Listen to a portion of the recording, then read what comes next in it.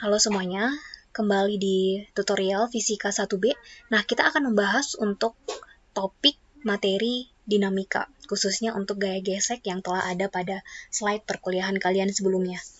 Nah, diketahui di sini sebuah benda bermasa 100 gram dipukul dan meluncur ke atas permukaan lantai kasar dan berhenti setelah 20 meter oleh gaya gesek. Pertanyaannya adalah A. Bila laju awal benda tersebut 5 meter per sekon, berapakah besarnya gaya gesek? Kemudian B adalah berapakah koefisien gesek antara benda tersebut dengan lantai? Nah, seperti biasa kita definisikan dulu apa saja yang diketahui pada soal. Nah, diketahui di sini berarti massanya adalah 100 gram, kemudian berhenti berarti S atau delta X-nya itu adalah 20 meter oleh gaya gesek. Nah, kemudian laju awalnya itu katanya diketahui V0-nya itu adalah 5 meter per sekon. Kita buatlah dia ke arah I. Kemudian yang ditanyakan, oke. Nah, berikut adalah yang diketahui. Nah, di sini ini masih gram, kita ubah ke kilogram. Ke kilogram itu dibagi 1000, berarti ini adalah 0,1 kilogram. Nah, yang lainnya sudah satuan internasional. Nah, yang ditanyakan, nah, pertanyaan yang A, berapakah besar gaya gesek? Nah, berhubung dia sudah bergerak, maka gaya geseknya adalah yang kinetik. Jadi, F gesek kinetiknya berapa? Kemudian yang B ditanyakan adalah koefisien geseknya berapa?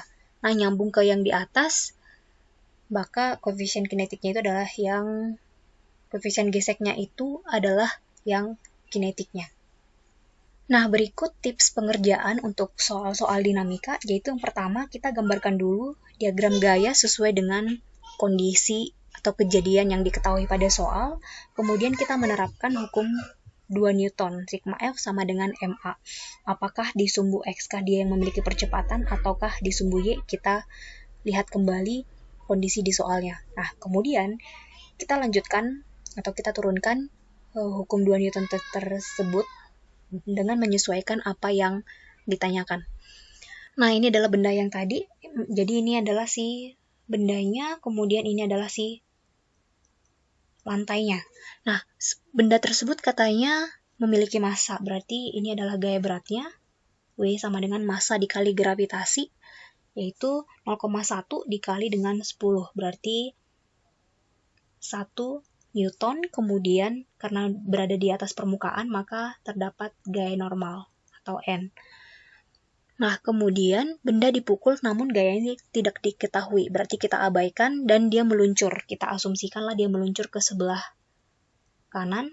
Jadi di sini, ini adalah kondisi awalnya, ini adalah si delta X-nya atau S adalah 20 meter.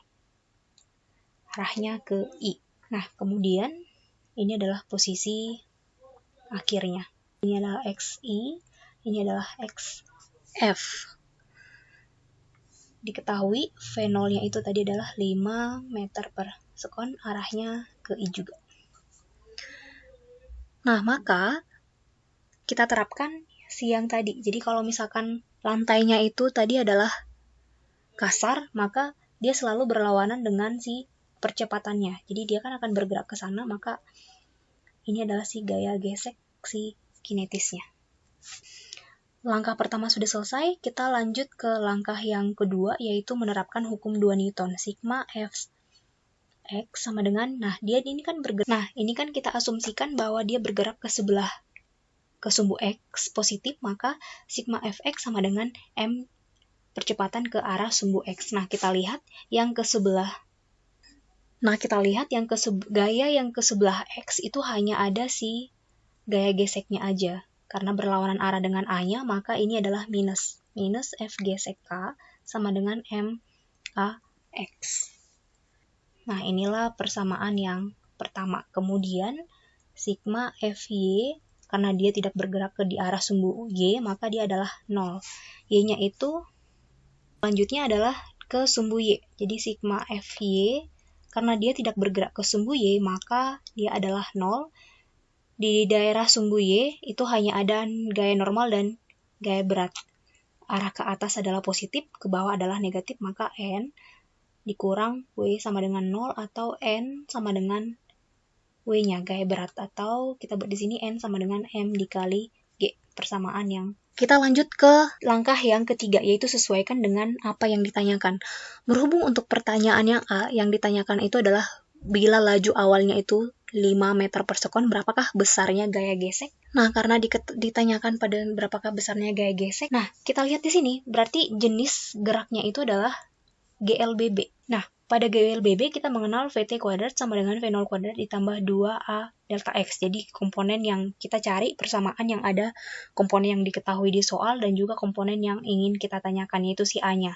Nah, semuanya ini sudah diketahui, yaitu si VT-nya itu ternyata kecepatannya pada saat akhir, yaitu kondisi diam. Berarti ini adalah 0, kemudian kecepatan awalnya itu adalah 5 meter per sekon, ini dikuadratkan, kemudian ditambah 2A, delta X-nya perpindahannya adalah 20. Jadi ini 0, 25 ditambah 40A. Jadi A-nya adalah minus. Nah, ini adalah minus 40A sama dengan 25. Atau A sama dengan minus 25 per 40 meter per sekon kuadrat. Arahnya adalah ke I. Nah, jadi atau dalam artinya minus di sini adalah dia berlawanan arah dengan arah si pergerakan bendanya. Jadi berarti dia artinya mengalami perlambatan. Kemudian, nah, kita sesuaikan dengan yang ditanyakan, maka gaya gesek sama dengan minus M dikali A. Si AX-nya tadi yaitu minus M minus lagi, yaitu sama dengan minus M dikalikan minus 25 per 40. Nah, kita sesuaikan dengan yang ditanyakan, yaitu si M-nya tadi adalah masanya 0,1, berarti minus 0,1 dikali minus 25 per 40. Jadi sama dengan, ini negatif dikali negatif jadi positif, jadi 2,5 dibagi 40 Newton, atau sekitar 0,0625 Newton. Nah, itu adalah untuk pertanyaan yang A. Sekarang kita menuju ke yang B. Berapakah koefisien gesek antara benda tersebut dengan lantai? Yaitu koefisien gesek kinetiknya adalah kita ketahui mu K dikalikan dengan, nah, berarti mu K sama dengan gaya gesek dibagi dengan si N-nya. Jadi nanti ini akan dapat 0,0625 Newton dibagi dengan gaya normalnya. Gaya normalnya itu tadi adalah si M dikali G, sesuai dengan hasil penerapan terhadap sumbu Y-nya. Jadi kita selalu berpatokan ke hasil penurunan rumus dari hukum 2 Newton terhadap sumbu Y ini. Nah, jadi Mg-nya tadi adalah 0,1 dikali 10 beraya gravitasi. Nah, hasilnya adalah sama juga 0,0625. Baik, demikianlah untuk penyelesaian soal untuk nomor 1. Kita lanjut untuk soal yang nomor 2.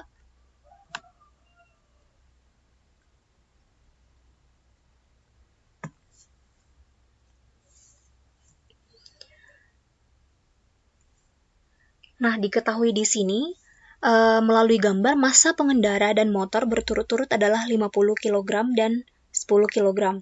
Koefisien gesek antara ban motor dengan permukaan kayu adalah 0,3. Radius tongsetan tersebut 2,5 meter.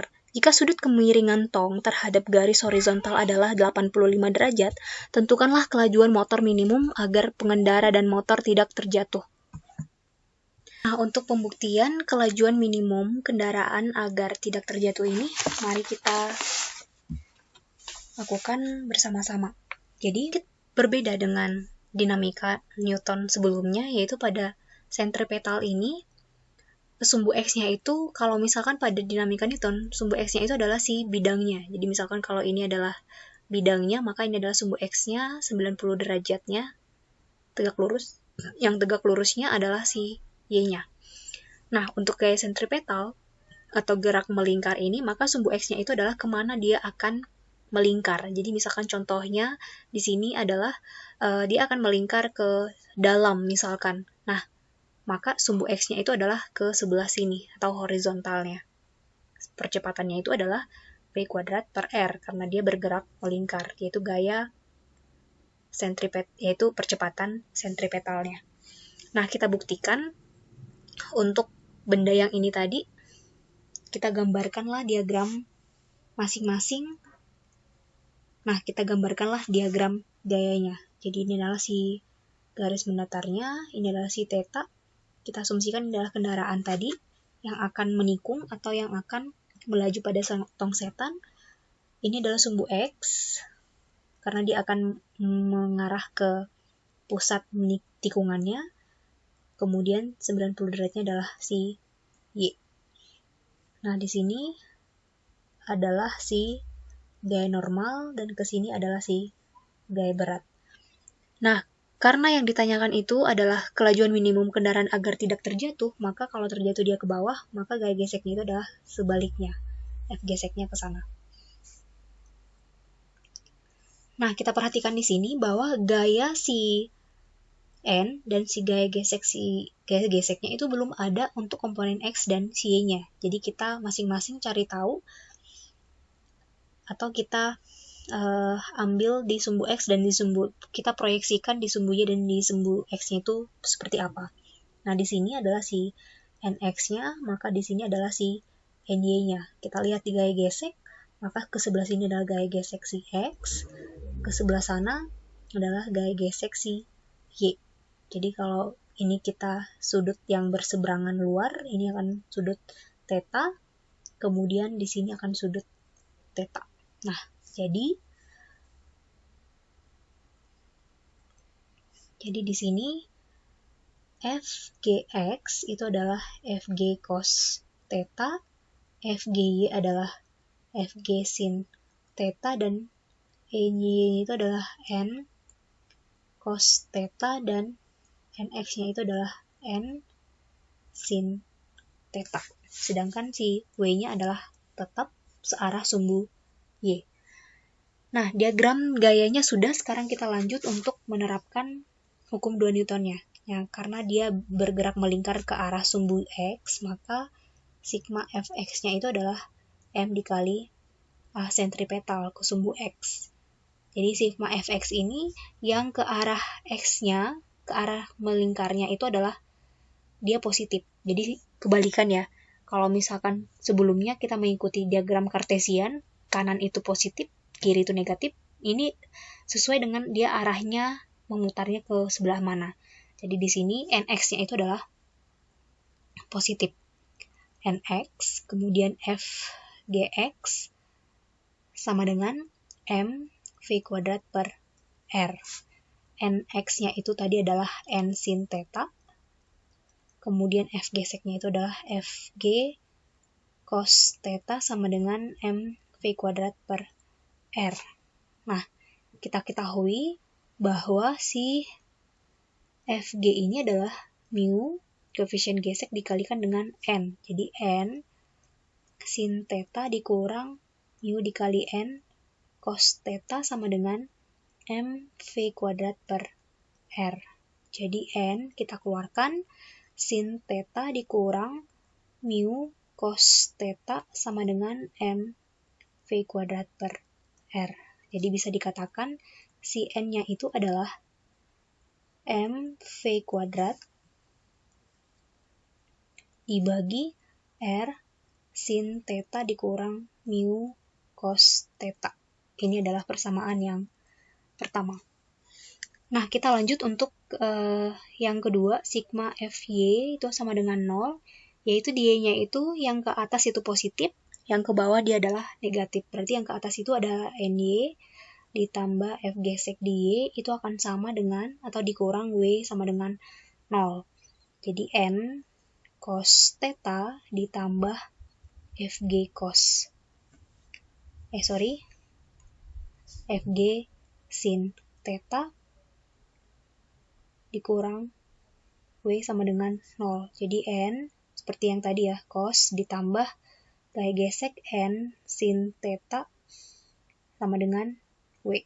Jadi N bisa kita keluarkan cos theta ditambah mu sin theta itu sama dengan W. Jadi N-nya itu adalah M dikali G per cos theta ditambah mu sin theta. Ini persamaan yang kedua.